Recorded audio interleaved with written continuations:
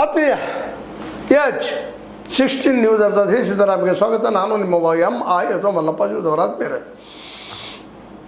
ಈ ಅಧಿಕಾರ ಅನ್ನುವಂಥ ಮಾಯೆ ಯಾರನ್ನೂ ಬಿಡೋದಿಲ್ಲ, ಬಿಡಲಿಕ್ಕೆ ಸಾಧ್ಯವೂ ಇಲ್ಲ ಅಂತ ಅನ್ನಿಸ್ತದ.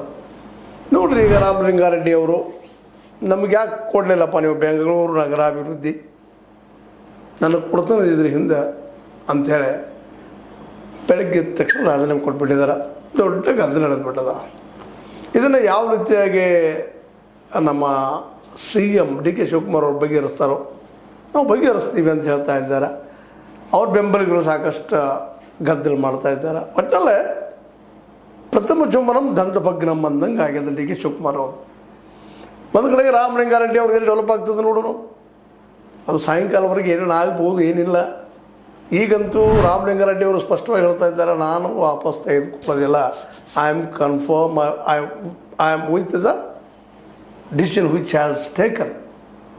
ಏನು ತೋಡೋ ಡಿಸಿಷನ್ ಅದಕ್ಕೆ ಬದ್ಧನ ನಾನು ಬಿಡೋದಿಲ್ಲಪ್ಪ, ನಾನು ಹೊಳೆ ಬರೋದಿಲ್ಲ ಅನ್ನುವಂಥ ಮಾತನ್ನು. ಹೀಗಾಗಿ ಇಡೀ ರಾಜ್ಯ ತುಂಬ ಒಂದು ರೀತಿ ತಲ್ಲನ್ನು ಉಂಟಾದಂಗೆ ಆಗ್ಯದ. ಈಗ ಆ ದಿಶೆಯಲ್ಲಿ ವಿಚಾರ ಮಾಡಿದಾಗ ಡೆವಲಪ್ಮೆಂಟ್ ಇನ್ನೂ ಆಗುವ ಸಾಧ್ಯತೆಗಳಿದ್ದಾವೆ. ಮತ್ತು ರಾಮಲಿಂಗಾರೆಡ್ಡಿ ಅವರನ್ನು ಅವ್ರಿಗೂ ಏನು ಸಣ್ಣ ಪೋಸ್ಟ್ ಕೊಟ್ಟಿಲ್ಲ. ಏನಪ್ಪ ಅಂತಂದ್ರೆ ಜಲಸಂಪನ್ಮೂಲ ಕೊಟ್ಟಿದ್ದಾರೆ ಅವರಿಗೆ, ರಾಮಲಿಂಗಾರೆಡ್ಡಿ ಅವ್ರಿಗೆ. ಅದು ದೊಡ್ಡ ಪೋಸ್ಟಿನ ಇರಲಿ ಪಾಪ ಅವ್ರಿಗೆ ಬೆಂಗಳೂರು ನಗರಾಭಿವೃದ್ಧಿ ಮಾಡೋರು ನಾವು ಅಲ್ಲೆವ್ರು ನಮಗೆ ಬೇಕು ಅನ್ನೋಂಥ ಒಂದೇನೋ ಹಿಂದೆ ನಮ್ಮ DK ಜೊತೆಗೆ ವಾದ ಮಾಡಿದ್ರಂತ ಒಂದು ಕಡೆ ಅದು ನಡೀತಾ ಇದೆ. ಅದು ಸಾಯಂಕಾಲ ನನಗೆ ಏನಾಗ್ತದೆ ನೋಡೋಣ. ಇನ್ನೊಂದು ಕಡೆ ಅಂತೂ ನಮ್ಮ ಬೆಳಗಾವಿಯ ಸತೀಶ್ ಜಾರಕಿಹೊಳಿ ಅವರು ಸಹಿತ ಅಸಮಾಧಾನರಾಗಿದ್ದಾರೆ. ಸಹಜದ ಅಧ್ಯಕ್ಷ ಸ್ಥಾನವನ್ನು ಬಯಸಿದ್ರು ಅವರು, ಜೊತೆಗೆ ಸಚಿವಗಿರಿ ಬಯಸಿದ್ರು. ಎರಡೂ ಸಿಗಲಿಲ್ಲ. ಅವ್ರ ಮನದಲ್ಲಿ DK ಅವ್ರಿಗೆ ಸಿಕ್ಕಿದ್ದು ನನಗೆ ಯಾಕೆ ಸಿಗಲಿಲ್ಲ ಅನ್ನೋದು ಪಾಪ ಸೇರಿದ ಇಲ್ಲಂತಲ್ಲ. ಅದು ಅದಕ್ಕೆ ಉತ್ತರ ಕೊಡಬೇಕಾದಂಥವ್ರು ಹೈಕಮಾಂಡ್. ನಿಜವಾಗಿ ಕೊಡಬೇಕಾಗಿತ್ತು, ಎರಡು ಕಾಯ್ತು ಯಾಕೆ ಕೊಡಬಾರದು ಹೈಕಮಾಂಡ ಅಂತ ಅವರ ಬೆಂಬಲಿಗರು ಪ್ರಶ್ನೆ ಮಾಡ್ತಾ ಇದ್ದಾರೆ. ಸ್ವತಂತ್ರವಾದ ಮೀಡಿಯಾಗೆ ಬೇಕಾಗಿರುವುದು ಸ್ವತಂತ್ರ ಧ್ವನಿ. ಆ ಸ್ವತಂತ್ರ ಧ್ವನಿ ಉಳಿಸಲು ನೀವು ಮಾಡಬೇಕಾದದ್ದು ಇಷ್ಟೇ. ಅದೇನಪ್ಪಾ ಅಂತಂತಂದ್ರೆ ನಿಮ್ಮ ಕೈಲಾದಷ್ಟು ಸಹಾಯ ಈ ಚಾನಲ್ಗೆ ಮಾಡಿ ಹಾಗೂ ನಿಮ್ಮ ಧ್ವನಿಯನ್ನು ಕಾಪಾಡಿಕೊಳ್ಳಿ. ಆದರೂ ಒಪ್ಪಿಕೊಂಡಿದ್ದಾರೆ ಅವರು. ಆಯಿತು, PK ಹರಿಪ್ರಸಾದ್ ಅವರು ಆಗಿದ್ದಾರೆ, ಆಗಲಿ ಅನ್ನುವಂಥ ಮಾತನ್ನು. ಇನ್ನು ಇದಂತೂ ಒಂದು ಹಂತಕ್ಕೆ ಬಂದಂಥದ್ದು. ಆದರೆ ಸತೀಶ್ ಅವ್ರು ಮುಂದಿದ್ದಂಥದ್ದು ಈಗ ದೊಡ್ಡ ಪ್ರಶ್ನೆ ಏನಪ್ಪ ಅಂತಂದ್ರೆ KPCC ಅಧ್ಯಕ್ಷ ಸ್ಥಾನ ಉಳಿದದು ಅದು ಸಿಕ್ಕಿದ್ರೆ ಒಳ್ಳೇದಿತ್ತು ಅನ್ನೋಂಥದ್ದು ಭಾವ ಅವರಲ್ಲಿ. ಅದಕ್ಕೊಂದು ಕಾರಣವೂ ಇತ್ತು. ಯಾಕಂದ್ರೆ ರಾಜ್ಯ ಮಟ್ಟದಲ್ಲೇ ಪಕ್ಷವನ್ನು ಬೆಳೆಸೋ ಜೊತೆಗೆ ತಾವು ಬೆಳೆದಕ್ಕೊಂದು ಹಾದಿ ಮಾಡ್ಕೊಳ್ಳೋಂಥ ಒಂದು ಪ್ಲ್ಯಾನ್ ಅವ್ರದ್ದು ಅಂತ ಕಾಣ್ತದೆ. ಹೀಗಾಗಿ ಅದು ಸಿಕ್ಕಿಲ್ಲ ಅಂದ ತಕ್ಷಣ ಒಂದು ಸ್ವಲ್ಪ ಇವತ್ತು ನಿರಾಶೆ ಆಗಿದ್ದಾರೆ. ಅವ್ರ ಬೆಂಬಲಿಗರು ನಿರಾಶೆ ಆಗಿದ್ದಾರೆ. ಆದರೆ ಇದು ವೆಲ್ ಪ್ಲ್ಯಾನಡ್ ಏನೋ ಅಂತ ಅನ್ನಿಸ್ತಾ ಇದೆ. ಈಗ ನಾನು ಹಲವು ಸಲ ಚರ್ಚೆ ಮಾಡಿದ್ದೀನಿ ಮಾತನ್ನು. ಯಾಕಂದರೆ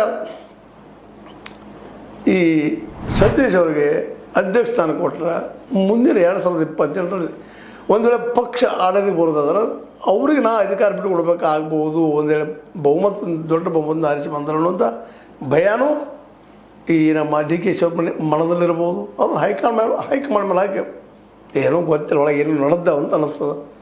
ಆದ್ರೆ ಇಲ್ಲೇ ಒಂದಿಷ್ಟು ಏನಪ್ಪ ಅಂದ್ರೆ ಸತೀಶ್ ಅವ್ರು ಮಾತ್ರ ಈಗ ಸಹನೆ ತೆಗೆದುಕೊಂಡದಂತ ಅನ್ನಿಸ್ತದೆ. ಮತ್ತು ಕೆಲವೊಮ್ಮೆ ಸಹನೆ ತೊಗೊಳ್ಬೇಕಾಗ್ತದೆ. ಎಲ್ಲರೂ ನಾವು ಬಯಸ್ದಂಗೆ ಆಗ್ತಾ ಇರೋದಿಲ್ಲ. ನಾವೇನೋ ಬಯಸಿರ್ತೀವಿ, ಅದೊಂದು ಮತ್ತೊಂದೇನೋ ಆಗ್ತಾ ಇರ್ತದೆ.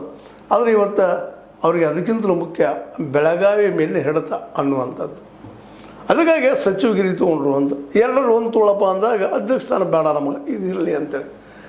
ಇದು ಒಂದು ಜಾನ ನಡೆ. ಯಾಕಪ್ಪ ಅಂತಂದ್ರೆ ಮೊದಲಿಗೆ ನಾವು ನಿಂತಹ ಜಾಗವನ್ನು ನಾವು ಉಳಿಸ್ಕೋಬೇಕಾಗ್ತದೆ, ನಮ್ಮ ಜಾಗವನ್ನು ಉಳಿಸ್ಕೋಬೇಕಾಗ್ತದೆ. ನಮ್ಮ ಬೆಳಗಾವಿ ಜಿಲ್ಲೆ ಮೇಲೆ ಹಿಡಿತು ನಾವು ಸಾಧಿಸ್ಕೊಂಡಿದ್ರಪ್ಪ ಅಂತಂದ್ರೆ ಆಟೋಮೆಟಿಕ್ಕಾಗಿ ಮುಂದಿನ ನುಳ್ಳಿಗೆ ಬರ್ಬೋದು, ಮುಂದೆ ಇನ್ನೊಂದು ಟೈಮ್ ಅದ ನನಗನ್ನುವಂಥ ಮಾತು ಇರ್ಬೋದು. ಅದು ಸರಿಯಾದ ನಿರ್ಧಾರನ. ಯಾಕಂದ್ರೆ ರಾಜ್ಯ ಮಟ್ಟದಲ್ಲಿ ಹೋದಾಗ ಇಲ್ಲಿ ನಮಗೆ ಜಿಲ್ಲಾ ಮಟ್ಟದಲ್ಲಿ ಮತ್ತೊಬ್ಬರು ಬೆಳೆದಿರುವಂಥ ಸಾಧ್ಯತೆಗಳಿದ್ದಾವೆ. ಇಲ್ಲಿ ನಮ್ಮ ಜಿಲ್ಲಾ, ಮೊದಲು ನಮ್ಮ ತಾಲೂಕು, ಮೊದಲು ನಮ್ಮ ಊರು, ಅವ್ರ ಮೇಲೆ ಹಿಡಿದು ಸಾಧಿಸುವಂಥ ಒಂದು ಏನು ಅವ್ರ ದೃಷ್ಟಿಕೋನದ ಆ ದೃಷ್ಟಿಕೋನ ಮೆಚ್ಚುವಂಥದ್ದಿನ. ಯಾಕಂತಂದ್ರೆ ಸಹಜದ ಅಧ್ಯಕ್ಷರಾದ್ರೆ ಒಂದಕ್ಕೆ ನಿಲ್ಲುವಂಥದ್ದಾಗೋದಿಲ್ಲ. ರಾಜ್ಯ ಮಟ್ಟದಲ್ಲಿ ಓಡಾಡಬೇಕು, ಮಾಡಬೇಕು, ಪಕ್ಷ ಕಟ್ಟಬೇಕು. 2028ರಲ್ಲಿ ಗೆಲ್ಲಿಸಬೇಕು.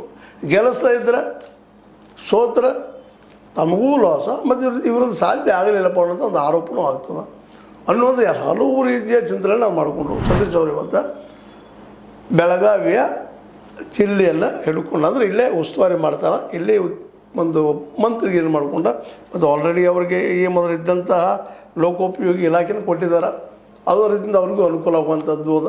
ಇವೆಲ್ಲ ನೆಲೆಗಟ್ಟಲೆ ಅವರೇನೋ ಇವತ್ತು ಈ ಕೆಲಸಕ್ಕೆ ತೃಪ್ತಿ ಪಟ್ಟಿದ್ದಾರೆ ಅಂತಂದ್ರೂ ಸಹಿತ ಆದರೂ ಒಳಗೆ ಮೊದಲು ಅಸಮಾಧಾನದ ಮತ್ತು ತಮ್ಮದೇ ಅಂತ ಪ್ಲ್ಯಾನ್ನ ಮಾಡೋ ತಯಾರಿನೂ ಮಾಡಿದ್ದಾರೆ. ಮತ್ತು ಒಂದು ಜಾಣತನಪ್ಪ ಅಂತಂದ್ರೆ ಇಲ್ಲ, ಅನಗತ್ಯ ಪಕ್ಷ ವಿರೋಧವಾಗಿ ಮಾತಾಡಲಾರ್ದ ಮತ್ತೇನೋ ಮಾಡಲಾರ್ದ ಮೌನಿದ್ದು. ಮತ್ತು ಈಗಾಗಲೇ ಒಂದು ಹೊಡೆತು ಈಗ ನಾವು ನೋಡ್ತಾ ಇದ್ವಿ, ನಾವು ಹೊಡೆತು ಬಿದ್ದಿದ್ದವ್ರಿಗೆ ಸಿದ್ದರಾಮಯ್ಯರು ಹೊಡೆದು. ಸಿದ್ದರಾಮಯ್ಯನವರು ಯಾಕೋ ಏನೋ ನಮ್ಮ ಸತೀಶ್ ಅವರಿಂದ ದೂರ ಸರಿತಾ ಇದ್ದಾರೆ. ಅಲ್ಲೇನು ನಡೀತು? ನಿಜವಾಗಿಯೂ ಸತೀಶ್ ಅವರ ವಿರುದ್ಧ ಏನಾದರೂ ಡಿ ಕೆ ಶಿವರು ಅನುಕೂಲ ಆಗುವಂಥದ್ದು ಮಾಡಿದ್ರೆ ಅವರಿಂದ ಎಲ್ಲ ಗಳಿತಾ ಇದ್ದಾರೆ ಅದನ್ನು.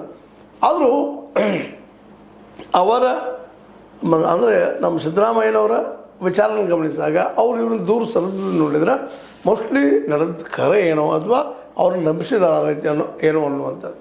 ಆದರೆ ಒಂದು ಮಾತಿಲ್ಲೇ ಸತೀಶ್ ಅವರು ಗಮನಿಸ್ಬೇಕಾಗ್ತದೆ, ಏನಪ್ಪ ಅಂತಂದ್ರೆ ರಾಜ್ಯ ಮಟ್ಟದಲ್ಲಿ ಅವ್ರಿಗೆ ಇನ್ನೂ ಬೆಳಿಬೇಕಾಗಿದ್ದರೆ ಸಿದ್ದರಾಮಯ್ಯರ ಸಹಕಾರ ಭಾಳಷ್ಟು ಬೇಕಾಗಿತ್ತು. ಯಾಕೆ ಅದನ್ನು ಗಡಿಬಿಡಿ ಮಾಡಿದರೋ ಅಥವಾ ಅವ್ರ ತಪ್ಪು ಸಂದೇಶ ಹೋಗೋದಕ್ಕೆ ಇವರು ಏನು ಬಿಹೇವ್ ಮಾಡಿದರೋ ಅದು ಅವ್ರಿಗೆ ಬಿಟ್ಟಿದ್ದು. ಯಾಕಂದ್ರೆ ಕೆಲವೊಮ್ಮೆ ನಾವು ಮಾಡೋ ಬಿಹೇವಿಯರಿಂದನೂ ತಪ್ಪು ಮೆಸೇಜ್ಗಳು ಹೋಗ್ತಾ ಇರ್ತವೆ. ಅದಕ್ಕೆ ನಾವು ಏನು ಅಂತೀವಪ್ಪ ಅಂತಂದರೆ ಕಮ್ಯುನಿಕೇಷನ್ ಗ್ಯಾಪ್ ಅಂತ ಕರಿತೀವಿ. ನಿಜವಾಗಿ ಇತಿಹಾಸ ನಡೆದು ನಾವು ಗಮನಿಸಿದಾಗ ಅಂಬೇಡ್ಕರ್ ಮತ್ತು ಗಾಂಧಿಯವ್ರ ಆದಿದ್ದು ಕಮ್ಯುನಿಕೇಷನ್ ಗ್ಯಾಪ್. ಇಲ್ಲಾಂದ್ರೆ ಅವರಿಬ್ಬರು ಒಂದಾಗಿದ್ದರೆ ಇವತ್ತು ಈ ದೇಶ ಚಿತ್ರ ಬಂದಿರ್ತದೆ. ಅವ್ರನ್ನ ತಿಳ್ಕೊಳ್ಳೋಕ್ಕೆ ಪ್ರಯತ್ನ ಮಾಡಲಿಲ್ಲ, ಅವ್ರು ತಿಳ್ಕೊಳ್ಳೋಕ್ಕೆ ಪ್ರಯತ್ನ ಮಾಡಲಿಲ್ಲ, ಅಥವಾ ಅಂಬೇಡ್ಕರ್ ಅವರು ದೂರ ಸರಿದ್ರು ಗಾಂಧಿಯವರಿಂದ, ಅದು ಬೇರೆ ಮಾತು. ಬಟ್ ಇಲ್ಲಿ ಮಾತ್ರ ಏನಾಯ್ತಪ್ಪ ಅಂತಂದ್ರೆ ಇಲ್ಲೂ ಇದು ಕಮ್ಯುನಿಕೇಷನ್ ಗ್ಯಾಪ್ ಅನ್ನಿಸ್ತದೆ. ಇದು ಕನ್ವಿನ್ಸ್ ಮಾಡೋದು ಬಿಡೋದು ಅವ್ರು ಬಿಟ್ಟಂಥ ವಿಷಯ. ಆದರೆ ಒಂದು ಅವಕಾಶ ಅಂತ ತಪ್ಪಿದವ್ರಿಗೆ ಸತೀಶ್ ಅವರಿಗೆ ರಾಜ್ಯ ಮಟ್ಟದಲ್ಲೇ ತಮ್ಮದು ಇನ್ನಷ್ಟು ಏನಪ್ಪ ಅಂತ ತೋರಿಸ್ಕೊಳ್ಳುವಂಥದ್ದು, ಸಂಘಟನೆ ಮಾಡಿಕೊಂಡು ಹಿಂದುಳಿದ ಸಮುದಾಯವನ್ನು ಇನ್ನಷ್ಟು ಹತ್ತಿರ ತರುವಂಥ ಕೆಲಸವನ್ನು ಮಾಡಲಿಕ್ಕೆ ದೊಡ್ಡ ಅವಕಾಶ ಆಗ್ತಿತ್ತು. ಹಿಂದುಳಿದ, ದಲಿತ ಮತ್ತು ಮತ್ತೊಂದು ಮೈನಾರಿಟೀಸ್. ಈಗಾಗಲೇ ಮೈನಾರಿಟಿ ಸಲುವಾಗಿ ಜಮೀರ್ ಅಹ್ಮದ್ ಅವರು ಸಿಗಬೇಕು, ಅವರಿಗೆ ಅವ್ರನ್ನೂ ಮಂತ್ರಿ ಮಾಡಬೇಕಂತೇಳಿ ಒತ್ತಾಯ ಮಾಡ್ತಾ ಇದ್ದಾರೆ. ಆದರೆ ಎಷ್ಟು ಮಟ್ಟಿಗೆ ಅದು ಯಶಸ್ವಿ ಆಗ್ತದೆ ಗೊತ್ತಿಲ್ಲ. ಮತ್ತು ಜಮೀರ್ ಅಹ್ಮದ್ರು ಇಡೀ ಒಂದು ಅಲ್ಪಸಂಖ್ಯಾತರ ಪ್ರತಿನಿಧಿನೂ ಅಲ್ಲ, ಬಟ್ ಒಂದು ಪ್ರಯತ್ನ ಮಾಡ್ತಾ ಇದ್ದಾರೆ ಮುಸ್ಲಿಮರ ಪರವಾಗಿ. ಅದು ಎಷ್ಟು ಮಟ್ಟಿಗೆ ಯಶಸ್ವಿ ಆಗ್ತದೆ ನೋಡ್ಬೇಕಾಗ್ಯದ. ಆದ್ರೆ KPCC ಅಧ್ಯಕ್ಷ ಸ್ಥಾನ ಇವತ್ತೇನು BK ಹರಿಪ್ರಸಾದ್ ಅವರು ಕೊಟ್ಟಾರ. BK ಹರಿಪ್ರಸಾದರವರು ಅದಕ್ಕೆ ಅತ್ಯಂತ ಸೂಟ್ ಅಂತೇಳಿ ಯಾರಿಗಾದರೂ ಅನ್ನಿಸ್ತದೆ. ಇನ್ನು ಅವರು ಮಾತಿನ ಮಾಡಿದ್ರೆ ಇವರು ಮೌನವಾಗಿ ಕೆಲಸ ಮಾಡುವಂಥವ್ರು ಸಿಗಬೇಕಾಗಿತ್ತು ಅನ್ನೋ ಹಳಾಳಿ ಅವ್ರಿಗೂ ಅದ. ಆದರೆ DK ಶಿವಕುಮಾರ್ ಅವರಿಗೆ ಇಂದಿಲ್ಲ ನಾಳೆ ಇವರು ಪ್ರಬಲ ಸ್ಪರ್ಧಿ ಆಗುವ ಎಲ್ಲ ಸಾಧ್ಯತೆಗಳು ಇರೋದರಿಂದಾಗಿ DK ಅವರು ಹೈಕಮಾಂಡ್ ಮೂಲಕ ಇವರು ಕಂಟ್ರೋಲ್ ಮಾಡಿಸಿರ್ಬೋದು, ಇಲ್ಲ ಅಂತ ಹೇಳಲಿಕ್ಕೆ ಆಗೋದಿಲ್ಲ. ಯಾಕಂದ್ರೆ ಈಗಾಗಲೇ ಹಿಂದೆ ಹೇಳಿದಿಲ್ಲ, ಹಿಂದಿನ ಎಪಿಸೋಡದಲ್ಲೇ ದೊಡ್ಡ ಆಲದ ಮರ ಸಣ್ಣ ಆಲದ ತನ್ನ ಕೆಳಗೆ ಮತ್ತೊಂದು ಮರವನ್ನು ಬೆಳೆಸಿಕೊಳ್ಳೋದಿಲ್ಲ ಅನ್ನೋದು ಒಂದು ನೈಸರ್ಗಿಕ ನಿಯಮ. ಬೆಳೆದು ಬಂದಂಥ ಸಹಜದ ಆ ನೆಲೆಯಲ್ಲೇ DK ಶಿವಕುಮಾರ್ ಅವರು ಇವತ್ತು ಯಶಸ್ವಿಯಾಗಿದ್ದಾರೆ. ಆದರೆ ಇದು ಎಷ್ಟರ ಮಟ್ಟಿಗೆ ಎಲ್ಲಿವರೆಗೆ ಇದಾಗ್ಬೋದು, ನಿಲ್ಬೋದು ಅನ್ನೋದಂಥದ್ದು ಮುಂದೆ ಬಿಟ್ಟಂಥದ್ದು. ಯಾಕಂದರೆ ಸತೀಶ್ ಅವರು ಸಹಿತ ಒಂದು ರೀತಿ ಅವರ ಕುಟುಂಬದವರೆಲ್ಲ ಸದಸ್ಯರು ಜಿದ್ದಿ ಇದ್ದಾರೆ.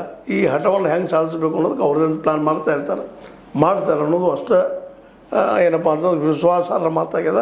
ಏನು ಮಾಡ್ಬೋದು ಬಿಡ್ಬೋದು ಮುಂದೆ ಹೋದಂಗೆ ಗೊತ್ತಾಗ್ತದೆ.